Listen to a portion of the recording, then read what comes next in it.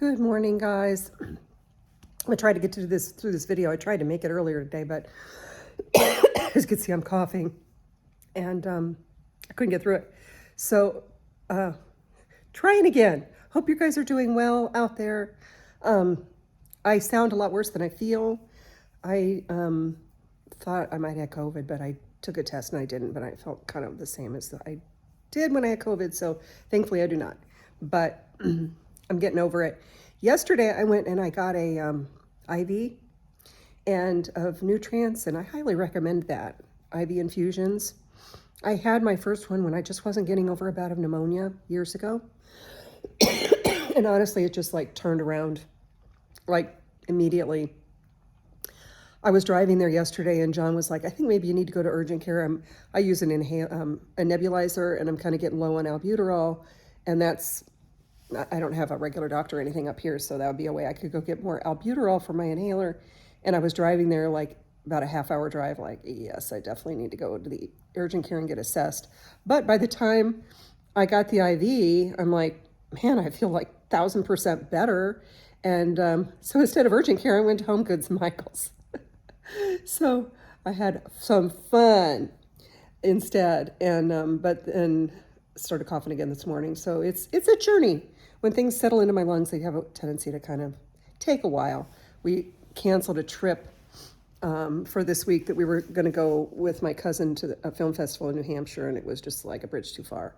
So we're going to be at home hanging out, which I enjoy, with the hubs and the pup, and who's at my feet right now. He's so cute. So I hope you guys are doing well out there. So yes, I recommend IV infusions. And I was really lucky because I was going to get what's called a Myers cocktail, which is just sort of a blend of things that just like boost your well-being, and kind of a generic, it's not generic, but it's a formulated blend. But then I got there and I saw this flyer that said they're running a special for this immune booster one for like half the price. I'm like, So when the nurse practitioner came in, I'm like, I'm wondering if I should get that one instead. She goes, actually, that'd probably be better for you right now. And so I'm going to get another one next week because it was like kind of a 2-for-1 special. It turned out to be. So anyway, that's something that I recommend, are those IV infusions if you're so inclined to something like that, because they really, really help. Then I came home feeling better. I sound worse than I am, by the way. And watched the Donna Adelson sentencing. I don't even have the word for it. I do, but I'm not going to say it. Blank show. I mean, that was not at all what I was expecting. Somebody said, I watched it with a small group yesterday, and somebody said, this was not on my bingo card for this hearing. Like, wow. Sorry. We're really going to try to get through this. It's when I cough, it kind of triggers it. I mean, when I talk, it triggers the cough. So, Harvey, I was left. I've always been a little bit on the fence about him. And in terms of him being arrested or tried for this, after yesterday, I was like, cuff him now. Like, he knocked me right off the fence. So, yeah, I mean, his statement was so offensive and so delusional and so really on brand for the Adelsons. I mean, we shouldn't be surprised because they always are like this. I mean, they're exactly the same as they were when Charlie was convicted. The same delusional denial, indignance. I mean, when Harvey went on and on and on about how he decided that everybody was lying on the witness stand, but then he chooses a person who didn't even testify, the Markells, as his example of, I mean, they just want to stick it to that family in every possible way that they can. And it's like they are still blaming Dan for the predicament that they're in. This is what I believe, that they think that they're in this predicament called a consequence because it's all his fault, because he probably forced them to do this. And therefore, and because he's no longer around to blame, they're blaming his loved ones. I mean, that's the way I look at it. But I mean, in saying this to Judge Everett, like the audacity and the denial and the delusion of this, that what he was saying is an example of lying was not even accurate. I mean, we've all heard it. It's in the record. Judge Everett's heard it. It's just, I'm not going to even go into it. I'm not going to even give it the airtime of that. But yeah, it's just mind-blowing. But at the same time, reflecting a little bit more on it this morning, is that it is on brand for who they are. And the learning there is, when you encounter people like this with this severe toxicity, never expect them to be any different than what they've shown you to be. I mean, this is just how they're going to be consistently. And even if their life is on the line, which was Donna's case, even with Judge Everett saying to her face, "You are screwing yourself over right now. Do you not realize I'm holding all the cards to the entire rest of your life? And you are making this worse. You're inflaming things. You're handing me the pen to check the box that says lock her up and throw away the key because you can't shut your damn mouth." Even with him prompting her, she couldn't do it. So, it's pretty astounding how the pathology is so steeped in these people. And it's just a reminder that when you encounter people like this, if you're a forgiving person, if you're a empathetic person, if you're a person that wants to see both sides, that wants to take ownership of your side of something and bridge a gap, with someone and all those kind of things that people with conscience do, and you encounter someone in your life that is like this, don't invest your energy in that. Don't waste your breath. It's okay to close that door and walk away because you're just going to keep getting more of the same thing. So, there's other people to invest in, and people that are like that are just going to keep displaying more and more and more of the same. And they kind of just don't have options. This is their only option in life of how to be. If someone is persistently lying to you, it's okay to not trust them and to not keep believing in them and keep giving them another chance. And they're a child of God in all the ways that we rationalize that. And everybody deserves a chance. Not everybody does. In my world, they don't. And I would encourage you to have a little talk with yourself about people that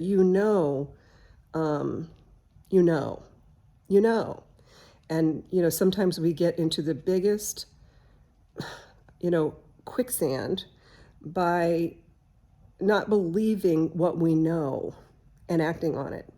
So consider this your permission slip. If you're ever in one of those situations where you're trying to talk yourself out of what you know about someone who's also trying to talk you out of who they are, or whatever motivation to give them yet another chance, or see the best in them. Remember these Adelsons. What you need to do is see the truth in them, not the best in them. This is the best. This is the best of the Adelsons, what we saw yesterday. That's the best they have to offer. When Donna's life is on the line, you offer your best, and this was their best.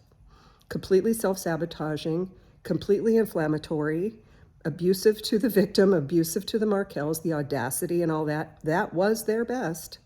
So I'm just giving you permission out there. When somebody has shown you who they are, believe them. When you're inclined to but I'm the one person who can see the best in them. That's a trap. Just see the truth in them. Take the scales from your eyes, see the truth, and then act accordingly. Anyway, I'm going off on a tangent. So, with that being said, I want to tell you about a couple things that occurred to me this morning. I made this broth out of this. I took this book out of the library. It was healing recipes. And there was only one in there that I was really interested in making, which was this healing broth. And I got everything to make it. This stuff, it packs a punch. It's got garlic, onions, carrots, celery, shiitake mushrooms, which are very healing for your immune system, fresh ginger, all kinds of herbs, fresh herbs. And then you just cook it down. My husband, God bless him, he was trying to help me. And he almost drained it and kept the veggies in there and threw the broth away, which I've done before with bone broth. Like you're just in such a autopilot of like draining pasta water. Like the thing you're supposed to be saving ends up to going down the drain. But he didn't do that. So anyway, I made this incredible broth last Monday. And Monday night I started getting sick. We went to, oh, by the way, we went to that mystery movie and we saw Roof Man and it was good. I was so thrilled that's what it was. So Roof Man, it's a good movie, so I think you'll like it. So we liked it. So at the movie, I just leaned over to him. I said, I'm getting a bad sore throat right now. Like it just came on very quickly. And by the next morning, it was full blown. And, but I had made that broth. So it was waiting for me. Instead of having coffee talk, I'm having brothy talk in the morning. And I was trying to do that this morning with you guys with my broth, but I couldn't get through it. Anyway, so it's just kind of cool that sometimes I just made it because I wanted to try it. And once John and I were on a red-eye flight, and before they served like a little snacky meal, like really early in the flight. So like, here's your meal, then you can crash. And it was like a 6-hour flight.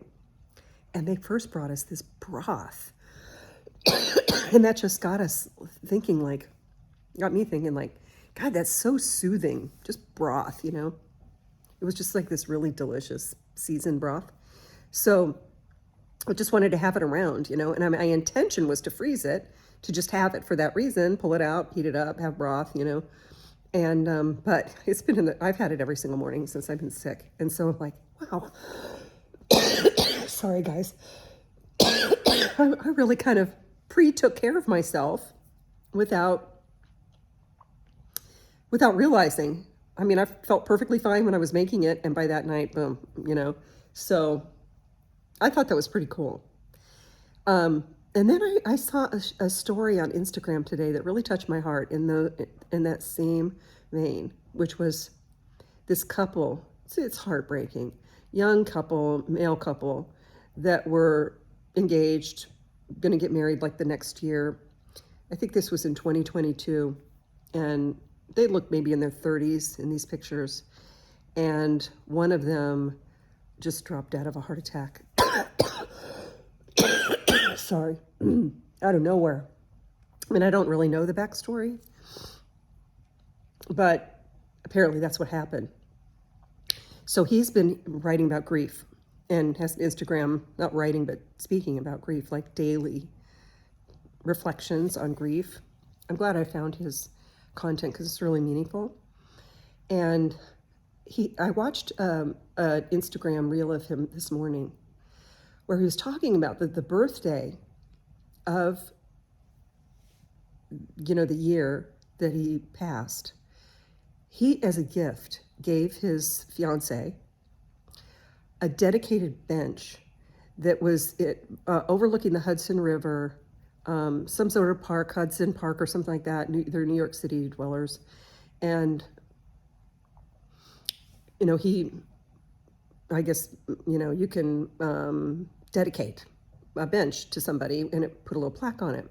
So he purchased that because he's like, in behind them was like some gay pride memorial park behind this bench. So it was honoring that. And then in front of the bench was this beautiful view of the Hudson River. And then across the river was Hoboken, where this man who passed was from. So like all those elements together were really meaningful to him. And so he had picked out what he was going to say on the plaque, but the plaque had not been made yet. And when he passed, so, but he still had had purchased this. I don't know if he had presented it to him or not. I don't know if he ever even knew about it. But he ended up changing the plaque to being a memorial bench instead of a happy birthday to his love bench. And he had, I wish I had it right now. I'll put it in the description of this so you can see the quote, because it was from the movie Never Been Kissed with Drew Barrymore. Remember that old movie? And he said that was his fiance's comfort movie. that he watched it like 10 times a year, this movie. Like he was so into this movie. And there was a line in this movie that he used to quote a lot. In fact, he used to always hand draw him birthday cards and put a hand-drawn picture of the two of them on the front and then write something. And in one of the birthday cards was this quote. So he realized, oh, that's what needs to go on the bench. I'll put it in the description here. It's a beautiful quote. And it was just meaningful to him and meaningful to the two of them. So he ended up making it a memorial bench and putting that quote on the plaque. Well, sure enough, what's happened is that bench ended up being a place where he can go now. And I think it was like in their neighborhood. So he was going there like daily to the bench, and he could sit there in that environment, and he could overlook this view of the Hudson River, and he could process his grief on this bench. See what I mean? It's kind of like me making that broth, not knowing I was getting sick, him taking care of this bench thing, not knowing that he was going to need a place to go that had all the same meaning that it had when he bought it for his fiance. And I just got to thinking that, when we have a calling to do something that just feels like, oh, this is it. I was obsessed about making this broth. And clearly this man, just knew all the stars is aligned, like, this is it. This is the gift. We need to really listen to those things, because sometimes what we're doing is setting down some track for ourselves, for our future self in some way. And whatever that is, if it's like going on a second date with somebody that you might be like, this doesn't make sense, but something in me is saying like, yes, I need to pursue this. Whatever that thing is that is pulling at you, and it just feels like, I got to do this. I got to do this, and I got to do it now. It just might be, I'm just throwing that into your thinking cap. It might be something that is preparing you for something else that's coming, that you're going to need. And so you're going to look back and say, oh my God, thank God I did that. And this man, like, oh my God, and then he gets to sit on that bench, like being enveloped by that beautiful quote and sentiment of that, which now he needs in his grieving period. So anyway, I'm sure I have many moments like that in my life where I've initiated something just out of just a pure, like, I got to do this and I got to do it right now. And then later, like, oh, now I see why I need to do that. Oh, thank God I acted on that. And then there's probably plenty of moments where it's like, I didn't act on it and I missed it. And like, oh my God, I can see why I was so pulled for that. And now, like, wouldn't this, whatever I'm in right now, be so much easier if I had acted on that? Wouldn't I have been more supported, or had more love in my life, or, been a good investment financially, whatever it was, had I acted on that? And sometimes that's how we have to learn, by stopping short of things. But anyway, I just was thinking about that today, and I thought I would share that. I'm sorry for all the coughing today. This is the best I can do. I just wanted to, touch base with you guys. Like I said, I feel 10,000 times better, but I sound worse, but that's the way it is sometimes with healing, right? So let me know what you guys are doing and how you are feeling. And yeah, I mean, I'm not trying to do too much true crime, if any, on this channel, but yesterday was crazy town. And I know you guys were out there watching it too, and it was beyond anything. How low can you go? Well, there they are. That's it. Donna's never getting out of prison. And hopefully Harvey, I mean, I'm now like fully committed to the camp of they need to snag Harvey. I don't care that he's 81 years old. I don't care, whatever. Like, let them both drain all their money into this, fighting the consequences of themselves, and let them all die in prison. I mean, even if they got Harvey on just the conspiracy aspect of it. You know, even if they didn't get him on the murder, whatever, he would die in prison. You know, obviously, if he got a 30-year sentence, he would. And I think there's plenty. Even if they got him on the charges related to participating in a scheme to get these other jailbirds, snitches, to lie under oath in Donna's behalf. You know, even if they just got him on that charge, you know, and he got a couple years for that. He needs to go. He needs a consequence. This man needs to be held accountable.